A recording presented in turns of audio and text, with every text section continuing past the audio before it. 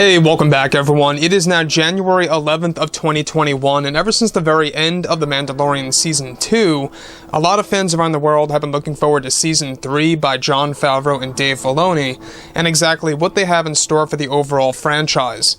This is Mike Zero. Make sure to subscribe if you're new to the channel for future Star Wars content.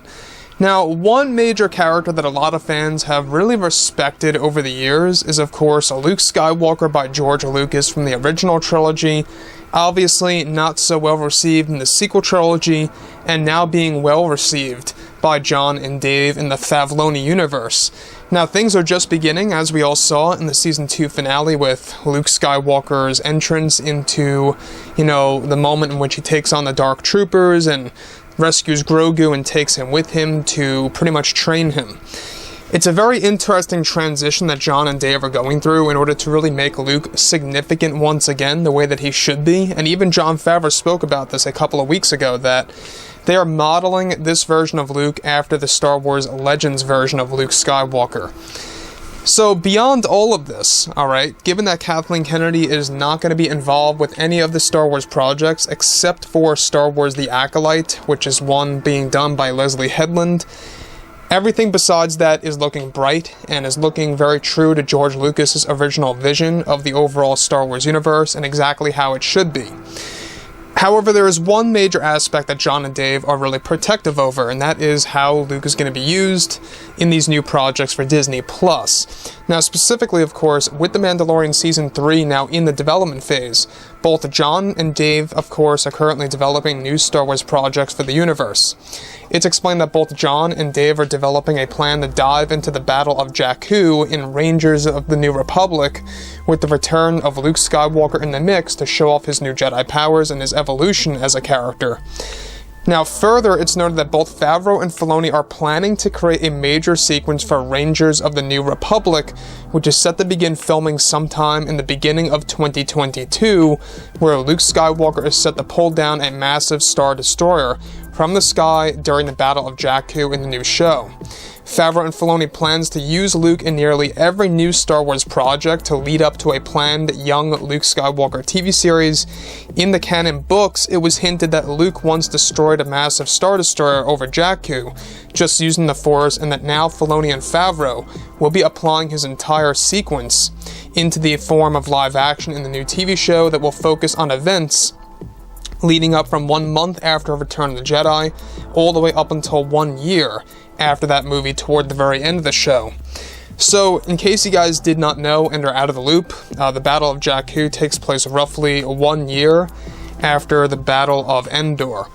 Now, there's a very interesting gap in between there, because a lot of things happen in just 1 year after Episode 6 takes place. We obviously know that this is where Luke begins his journey to becoming a Jedi Master, and this is also where Luke's training also begins to start.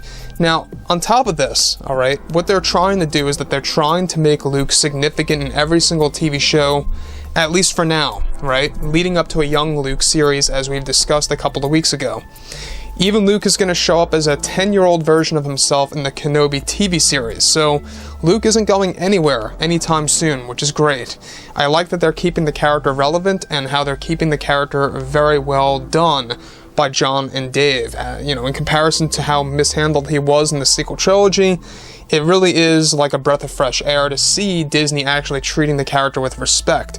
Now, as far as the Star Destroyer sequence goes, this was an original concept for both Episodes 8 and 9 that did not actually end up making it to the finalized versions of those movies. Now, they're really going to be using a lot of original concepts from past films and comics and novels and games out there and applying it to the Disney Plus Star Wars universe, essentially, to the FAVREAU universe.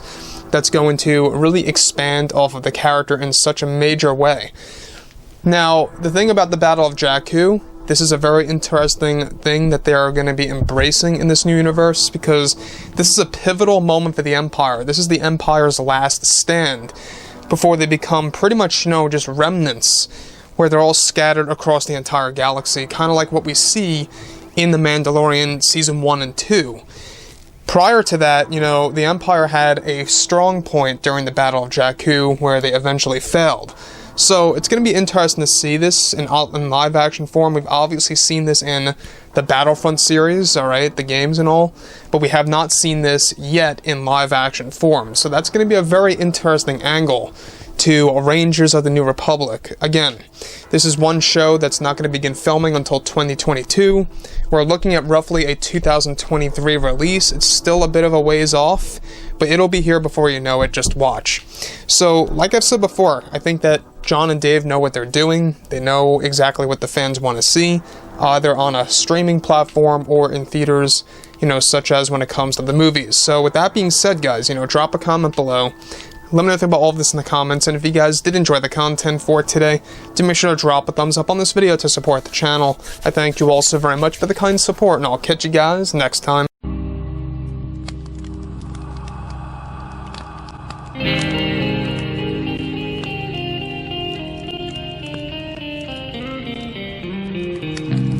Gun in hand, we are alone again. No hiding on the one. From night to moon, we hear them moans again. No.